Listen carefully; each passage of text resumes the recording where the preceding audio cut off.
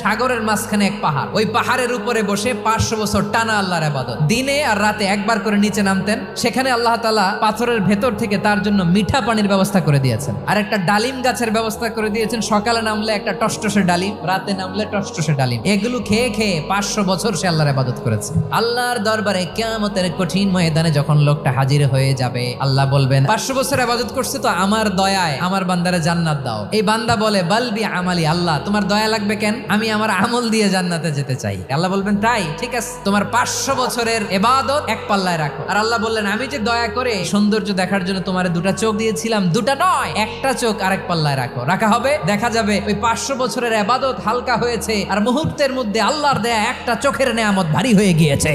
ফলাফল দেখো, হিসাব বলে তুমি এখন জাহান্নামে যাবা, যাও এবার জাহান্নামে যাও। এবার লোকটা কাচুমাচু করে বলে আল্লাহ এবার আমি বুঝতে পেরেছি তোমার দয়া ছাড়া দুনিয়ায় কেউ জান্নাতে যেতে পারবে না।